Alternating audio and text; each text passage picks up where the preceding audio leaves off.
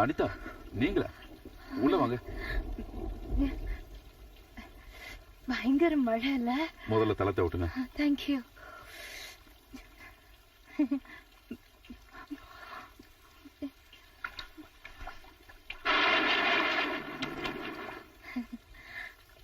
ஆபீஸுக்கு போய் 2 நாள் ஆச்சு. ஒரே மழை, ரோடெல்லாம் முட்டி அளவு தண்ணி. கல்கத்தாவுக்கே சாபம்னு நினைக்கிறேன். 2 நாள் மழை பெஞ்சா போதும். ஆமா, நீ எங்க இந்த மழையில? அவரு ஸ்டேட்ஸுக்கு கிளம்பிட்டாரு. வழி அனுப்புறதுக்காக நான் போயிருந்தேன். ட்ரெயின்ல வரும்போது 2-3 இடத்துல தண்ணி பார்த்தேன். ஆனா இந்த அளவுக்கு பயங்கரமா இருக்குன்னு நினைக்கல. ஸ்டேஷன்ல இருந்து ஒரு டாக்ஸி கூட கிடைக்கல. அப்புறம் நடந்தே வந்துட்டேன். அப்ப நினைச்சே வந்தியா? நான் வரும்போது மழை இல்ல. அதுக்கப்புறம் ஒரு ரிக்ஷா கிடைச்சது. பாதி தூரத்துக்கு அப்புறம் பார்த்தா முட்டி வரைக்கும் தண்ணி இருந்தது. நல்ல வேலை. நீ ரொம்ப ரொம்ப தைரியசாலி பொண்ணுதா. ரோடு எங்க இருக்கு, பள்ளம் எங்க இருக்கு, டிரைனேஜ் எதுன்னு எதுவுமே தெரியாது. ஃப்ளட்னு தெரிஞ்சதும் அவராலே எங்கேயாவது தங்கி இருக்கலாம்ல, இல்ல ஸ்டேஷன்ல வெயிட்டிங் ரூம்ல தங்கி இருக்கலாம்ல. அங்க எல்லாம் ஒரே கூட்டமா இருந்தது. நான் எப்படியாவது சாந்தி நிகேதனுக்கு போயிடணும். நீங்க எனக்கு கொஞ்சம் ஹெல்ப் பண்றீங்களா? இந்த மழையில எப்படி போறது? இப்ப நான் எங்க போறது? மழை விட்டாதான் போக முடியும். அப்பதான் ரோட்ல இருக்கிற தண்ணி இறங்கும். அது வரைக்கும் நீ இங்கே தங்கிக்க. நீ உள்ள போய் ட்ரெஸ் மாத்திக்க. பெட்ரூம் அங்க இருக்கு. தேங்க்யூ.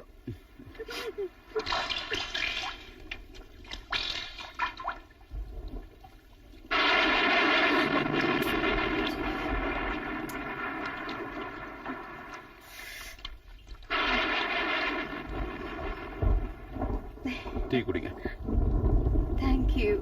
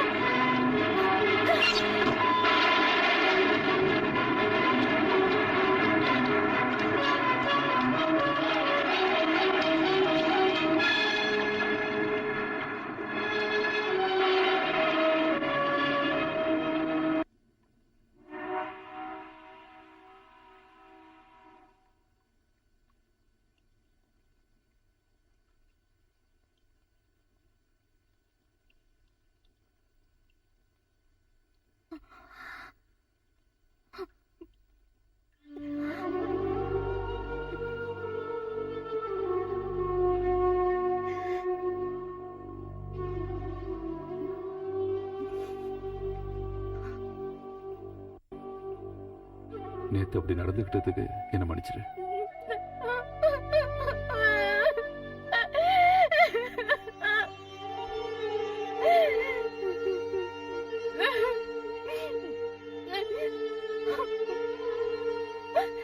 நான் ரொம்ப மோசமானவன், கேவலமானவன்.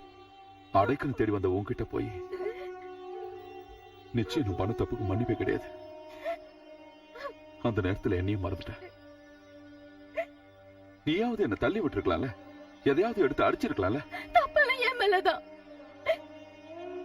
அந்த நேரத்துல நான் என்ன பண்றேன்னு புரியல. நான் துரோகம் பண்ணிட்டேன், துரோகம் பண்ணிட்டேன். நான் உயிரோட இருக்க கூடாது, நான் செத்து போயிடணும். இங்க பாரு அனிதா, அந்த நேரத்துல ஏதோ உணர்ச்சிவசப்பட்டு தப்பு பண்ணிட்டோம். தப்பு நடந்துருச்சு. நாம இத ஒரு எழுத்துப்பிழையா நினைச்சு மறந்துடலாமே. மறக்கிறதா?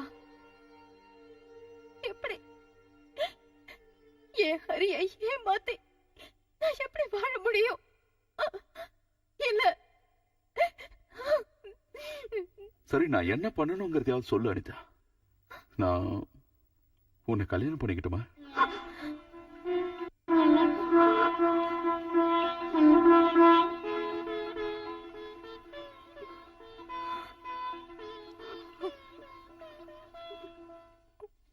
அப்போ அந்த பொண்ணை கல்யாணம் பண்ணிட்டு திரும்ப அந்த வீட்டுக்கே கூட்டிட்டு போறியா? பின்ன வேற எங்க போறது? கொஞ்சம் வசதியா பெரிய வீடா பார்க்க வேண்டியது தானே? குடும்பமும் வாழ வேண்டாமா? அப்போ நீங்களே எங்கேயாவது வீடு இருக்கான்னு பார்த்து சொல்லுங்க. சரி, பாக்குறேன். அந்த பொண்ணோட வீட்டுல சொல்லிட்டல? சொல்லிட்டேன். அம்மாவுக்கும் அண்ணனுக்கும் கூட சொல்லிட்டேன். அனிதா, ஒரு வார்த்தையாவது என்கிட்ட பேசலாம்ல? ஒரு வாரம் ஆயும் ஒரே வீட்டுல இருந்துகிட்டு யாரோ மாதிரி இருக்கும். இதுக்கு ஒரு முடிவே இல்லையா? அப்புறம் எதுக்காக கல்யாணத்துக்கு மட்டும் ஒத்துக்கிட்ட? என்ன இப்படி தண்டிக்கவா, இல்ல உன்னை தண்டிச்சுக்குவா? வாயை திறந்து ஏதாவது பேசு. ஓ, ஏதோ லெட்டர் வந்திருக்கு போல இருக்கு. To mister Chandradas, brutal but congratulations, doctor Harikumar. ஆமா, புரூட்டல் தான், கொடுமை தான் நடந்தது. ஆனா முடிஞ்சிருச்சுல்ல. இதுக்கு நாம 2 பேரும் மட்டும் காரணம் இல்ல, விதி. இது எல்லாத்துக்கும் விதி தான் காரணம். நமக்குள்ள இப்படி நடக்கும்னு நினைக்கலையே. ஆனா இப்போ நம்ம 2 பேரும் இதை ஏத்துக்கிட்டு தான் ஆகணும். உன் ஹரி அளவுக்கு நான் பெரிய ஆளு இல்ல, டாக்டரோ இல்ல இன்ஜினியரோ இல்ல. ஒரு சாதாரண மனுஷன், நடுத்தர வர்க்கத்தை சேர்ந்த சராசரி மனுஷன். என்ன வெறுக்கலாம், என்ன திட்டலாம், ஆனா அவமானப்படுத்தினா என்னால தாங்கிக்க முடியாது. அனிதா, போராட்டத்துல என் வாழ்க்கையை தொலைச்சவனா, குடும்பம், மனைவி, குழந்தைங்க, இதையெல்லாம் நான் என்னைக்குமே எதிர்பார்த்ததில்ல. ஆனா இனிமே என்னோட வாழ்க்கையில ஒவ்வொரு நாளும் உனக்காக தான் வரப்போறேன். முழுசா நீ என்னை ஏத்துக்க மாட்டேன்னு எனக்கு தெரியும். நான் உன் மேல வச்சிருக்கிற பாசத்துல 100 ஒரு பகுதியை நீ என் மேல வச்சா போதும். உன்கிட்ட நான் எதிர்பார்க்கறது அதான். Anitha,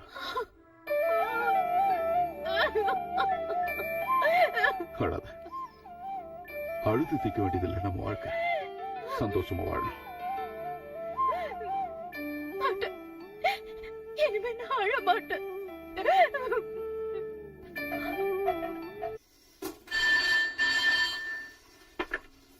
hello, India times. ஆமா, சந்திரதாஸா? எங்க இருந்து? ஹோட்டல் பேர் என்ன?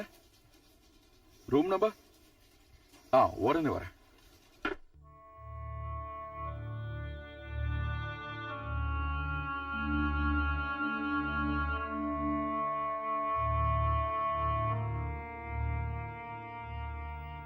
ராகவன, ராதா ஆளே மாறி போயிட்டா.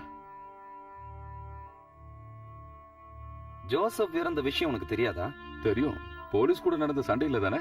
சண்டை இல்லையா? பத்திரிகைக்காரங்க அப்படித்தானே சொல்லுவீங்க. பாவம் அவன். அவன் நம்மளை விட நல்லவன். நாமெல்லாம் ஜெயில இருந்தப்ப அவன் ஒருத்தனா இருந்து போராடினான். 4-5 வருஷம் தலைமறைவா இருந்தான். எப்படியும் அவனை பிடிச்சிருவாங்கன்னு தெரிஞ்ச உடனே அவனே போய் போலீஸ்ல சரண்டர் ஆயிட்டான். அதுவும் இவ சொன்னதனால சரண்டர் ஆனான். இவ அவனை விரும்பினான், கல்யாணம் பண்ணிக்கணும்னு ஆசைப்பட்டா. அதுக்கப்புறம் தான் ஜோசப் சண்டையில இறந்துட்டான்னு நாங்க கேள்விப்பட்டோம். அவனை கொன்னுட்டாங்கடா, அடிச்சு சித்திரவதை பண்ணி அப்புறம் ஷூட் பண்ணிட்டாங்க. சர்க்கிள் இன்ஸ்பெக்டர் ஜார்ஜ் தாமஸ் தான் அதை பண்ணாரு. அதுக்கு அரசாங்கம் அவனுக்கு பரிசு வேற கொடுத்தது, சர்வீஸ் என்ட்ரி. ஆனா உண்மையான குட் சர்வீஸ் என்ட்ரி அவனுக்கு கிடைச்சது 4 நாளைக்கு முன்னாடி. 4-5 பசங்களும் அவங்களோட இவளுமா சேர்ந்து அவனை கோட்டர்ஸ்லயே போட்டு தள்ளிட்டாங்க. என்ன புரியலையா? கொன்னுட்டாங்க. தூக்கத்திலேயே யாருக்கும் தெரியாம கொன்னுட்டாங்க. தப்பு இல்லல? இல்ல. அவன் செஞ்சதுக்கு இது வேணும். இப்போதைக்கு எனக்கு இவ மட்டும்தான் இருக்கா. இவ போலீஸ் கையில மாட்டாம இருக்க நாம தான் இவளுக்கு உதவி பண்ணணும். ராதாவை என்கிட்ட ஒப்படைச்சிட்டு அவர் திரும்ப போயிட்டாரு. அவளுக்கு சரி, நல்லா இருக்கீங்களா? நல்லா பாப்பா இருக்கேன். நல்லா இருக்காளா? நல்லா இருக்கா. வேற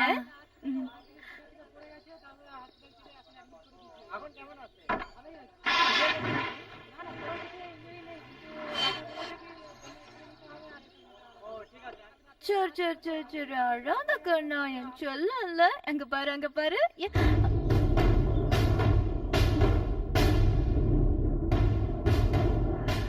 அனிதா, குழந்தைக்கு என்னாச்சு? எப்படி அடிபடுச்சு? ரொம்ப அழறாள, என்னாச்சு? ஒண்ணு ஆகல. என் குழந்தைய அழுக நிறுத்த எனக்கு தெரியும். நீங்க போய் அவளை கவனிங்க. அனிதா, இவ யாருன்னு தெரியுமா? நான் எதையும் கேட்க விரும்பல.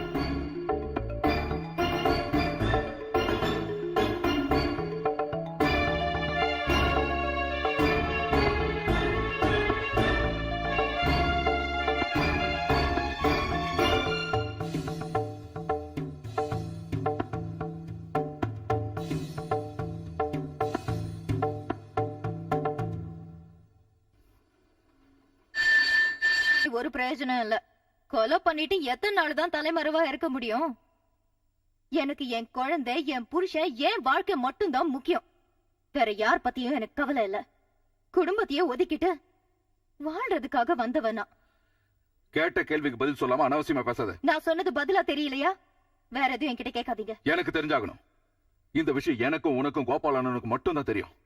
ஊர் பேர் தெரியாத ஒரு லேடி தான் இன்ஃபர்மேஷன் கொடுத்தாங்கன்னு கண்ட்ரோல் ரூம்ல சொல்றாங்க. எனக்கு சந்தேகமா இருக்கு. இல்ல, கன்ஃபார்மா சொல்றேன்.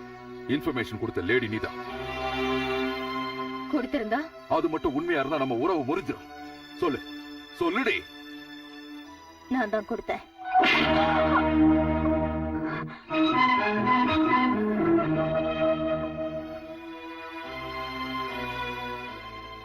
வார்த்தையால கூட நான் இது வரைக்கும் ஒண்ணு நோக்கடிச்சது இல்ல. அந்த அளவுக்கு நான் உன் மேல பாசம் வச்சிருந்தேன். ஆனா நீ என்னோட நம்பிக்கை ஒரே அடி அழிச்சிட்ட. இது வரைக்கும் நீ என்ன புரிஞ்சுக்கல, உண்மைய நேசிக்கவும் இல்ல. என்னைக்கு நீ அதான் இருந்த. மேங்களூர் கோவிந்தனோட பொண்ணுங்கிற ஆணவம். நான் ஒரு குழந்தைக்கு அம்மா, உங்களுக்கு பொண்டாட்டி. திரும்பவும் போராட்டம்ங்கிற பேர்ல நீங்களும் அவங்க கூட போயிட்டீங்கன்னா அப்புறம் எங்களுக்கு வேற யாரு இருக்கா? இங்க பாரு, முதல்ல நீ ஒரு மனுஷியாரு. மனுஷங்களை புரிஞ்சுக்க கத்துக்க. உறவு முறையையும் உணர்வுகளையும் புரிஞ்சுக்க கத்துக்க. அதுக்கப்புறம் தான் மனைவி, அம்மா எல்லாம். இப்ப நீ நடந்துக்கிறதெல்லாம் வெறும் நடிப்பு தான், சுயநலம். என்ன மன்னிச்சிருங்க. மன்னிக்கிறதா? எனக்கு தெரியாம இல்லறத்துல நீ துரோகம் பண்ணிருந்தா கூட உன்னை நான் மன்னிச்சிருப்பேன். குழந்தைக்கு அப்பா நான் இல்லன்னு தெரிஞ்சிருந்தா கூட சந்தோஷமா ஏத்துக்கிட்டு இருப்பேன். ஆனா நீ பண்ணிருக்கிற தப்ப நான் மன்னிச்சாலும் ஆண்டவன் மன்னிக்க மாட்டான். இனி நீ யாரும் நான் யாரும் உனக்கு எனக்கு சம்மந்தம் இல்ல.